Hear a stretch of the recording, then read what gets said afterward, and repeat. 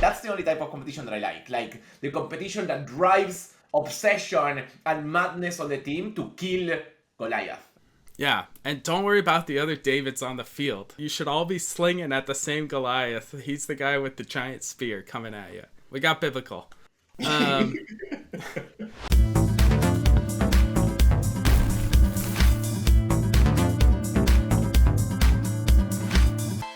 So a founder DM'd me. He's mentally drained by competitors. Did he say that? Or is your take that he's mentally drained?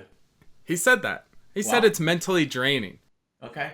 He's not the only founder that I've seen this in. And we had a neat little discussion in the DMs. And it's someone I've spoken to before. And a couple things I didn't talk to him about, but that I think are good frameworks to think through is the two mistakes I see most founders make with competitors is they either dismiss them, like, oh, their product sucks, we're going to crush them, doesn't even matter. Don't even pay attention at all. And then the opposite end of the spectrum is obsessing, where every time they do even the littlest tweet or email, they show the team and they're like, why aren't, we got to match this, we got to top this, whatever. And I think a good reframe is to think of competitors as rivals, where there's room for both of you. You do want to win. If they're ahead of you a little bit, or if they did something clever, you don't get obsessed with it, but you try to learn from it and then you move on. And one framework I gave this guy was, hey, don't let your team obsess over it until they've taken business from you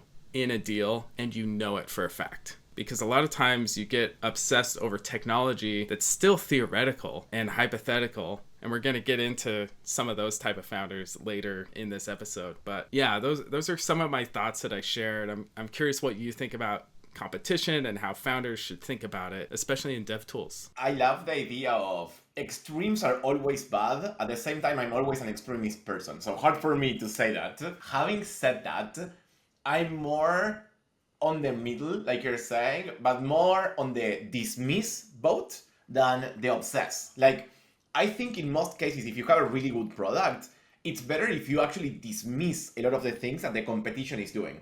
Because maybe the competition is doing faster horses instead of doing cards. And if you think about it, like, to me, it's more important to obsess on the problem. Obsess on the problems your customers have. Obsess on what your customers need and not your competition. Because if you really hear to your customers and the problem, then you'll make something that is truly differentiated and unique. And maybe even if you have competition, maybe your target market overlaps on 60%, but 40% is different. And by actually hearing on that 40%, you can get like a huge or bigger TAM, like the total addressable market than the other one. So focusing on the problem to me matters more. Having said that, I do like the idea of looking at them and learning from what they are doing and stuff like that. But if you obsess, then there's a phrase from Paul Graham that I really like, which is that startups don't die of hunger, they die of eating too much.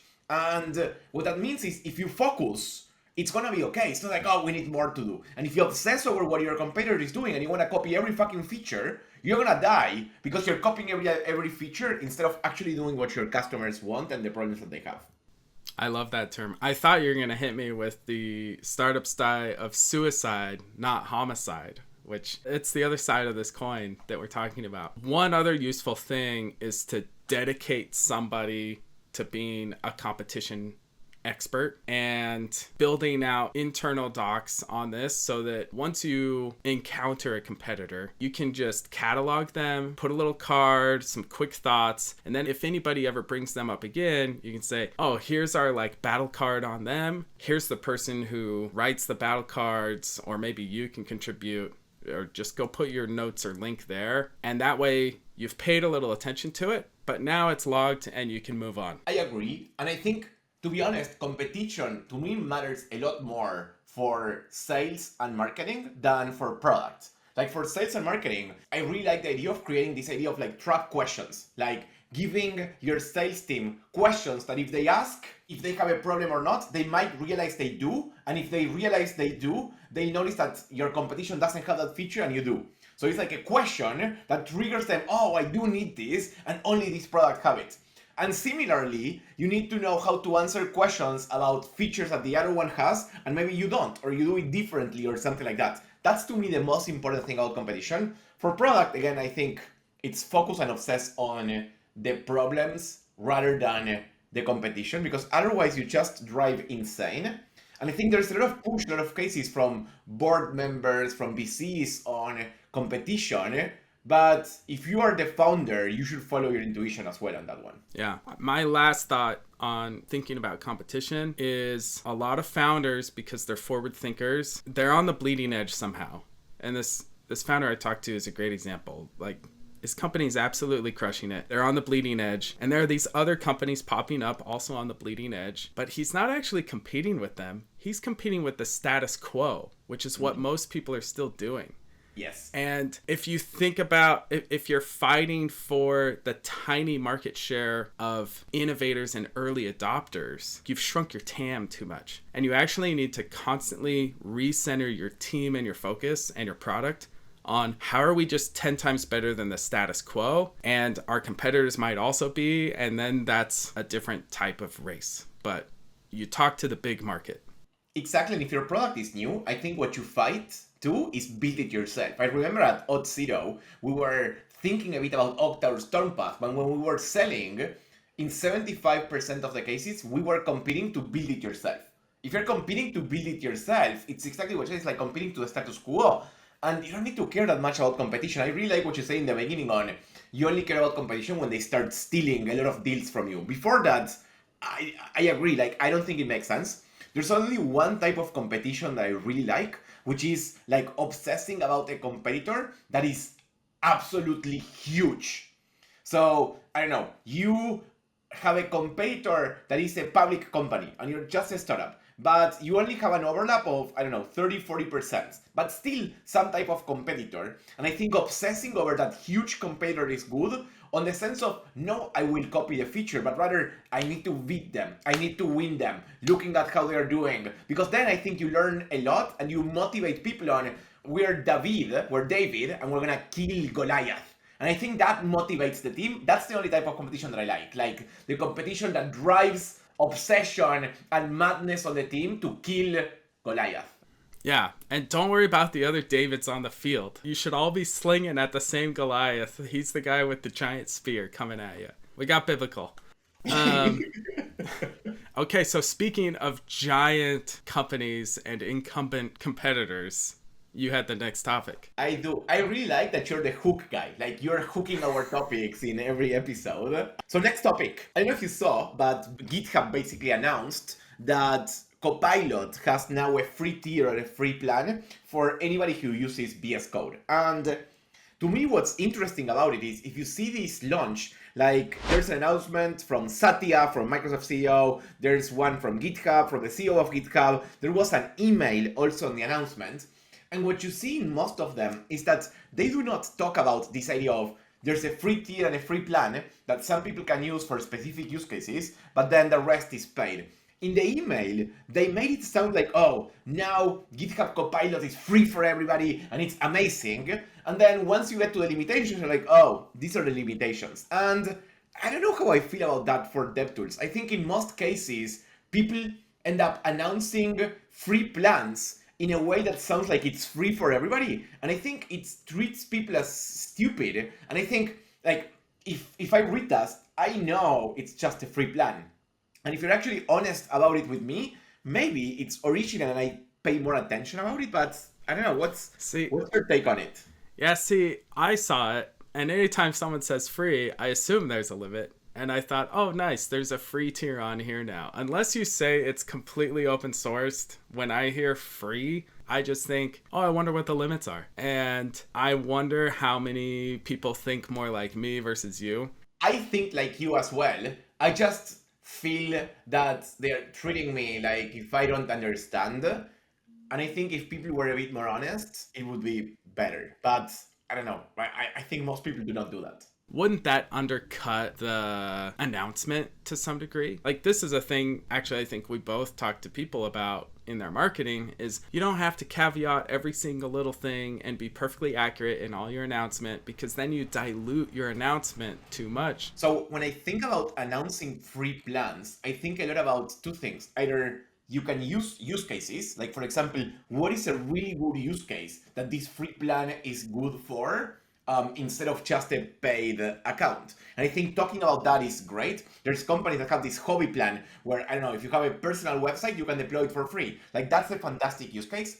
The other thing, for example, I remember we did at Otzi that was really useful was we were giving for free 7,000 active users. An active user is a user that logs in at least once to the website.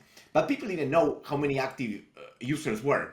So we actually did the math based on average on our customers, and we told them this works for websites that have approximately 50,000 users.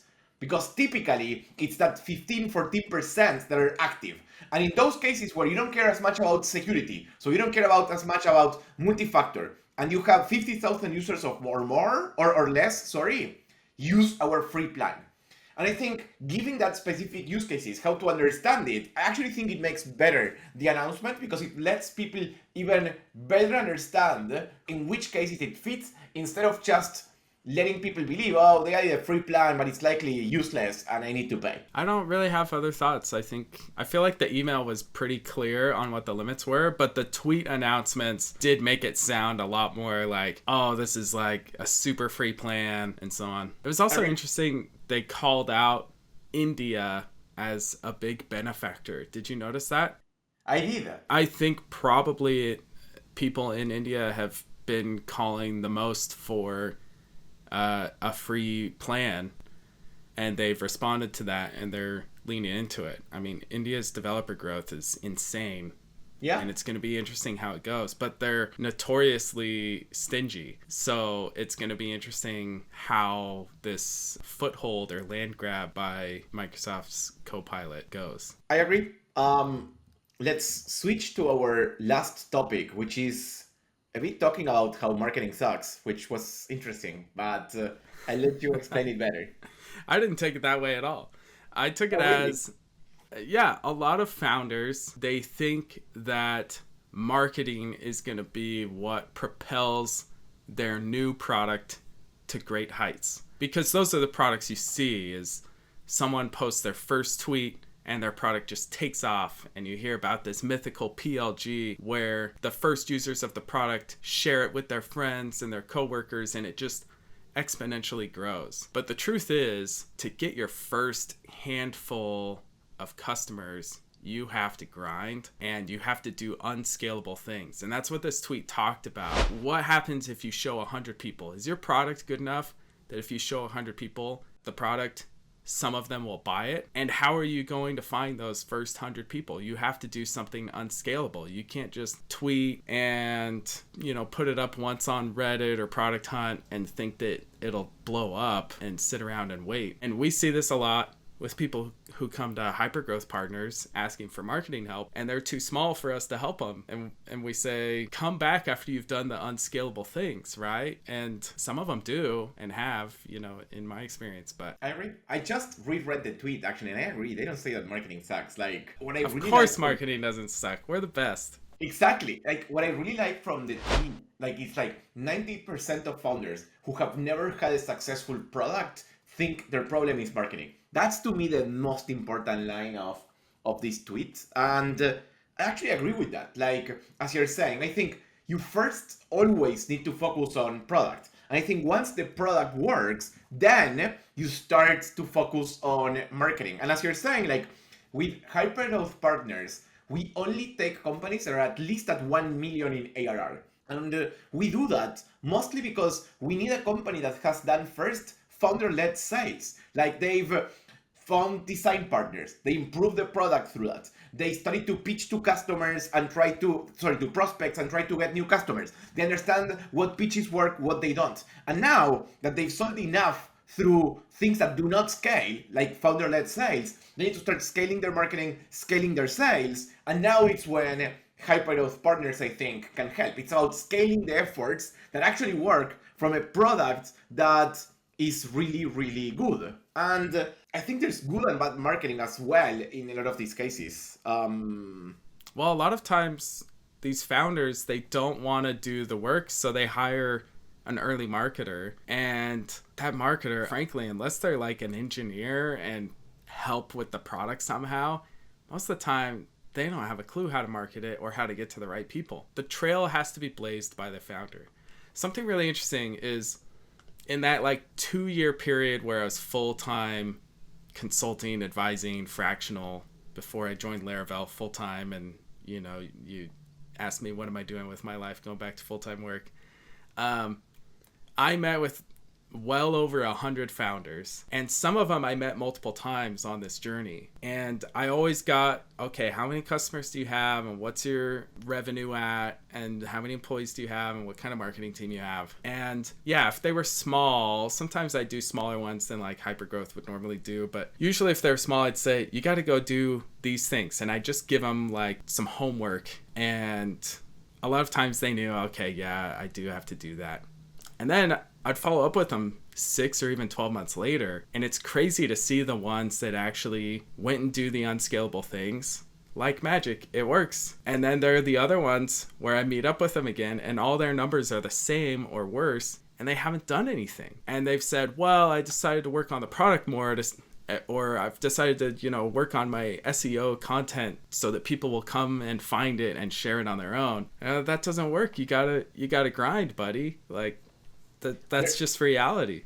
And there's so many examples, like Airbnb sending like professional photographers to people's houses so they looked better and people booked it. And I think like that's even more true for dev tools, that most of them are product-led growth, where if you don't first try with 5-6 companies and you just open it up to the world, maybe it's not what they wanted, maybe it didn't work out, and maybe it's different. And I think what's really important about this is like, a lot of people think it's marketing because they maybe think the product is right, or as you're saying, because they're like, I'm not gonna do things that don't scale, I need to scale it now. The poison pill is actually not marketing, it's PLG.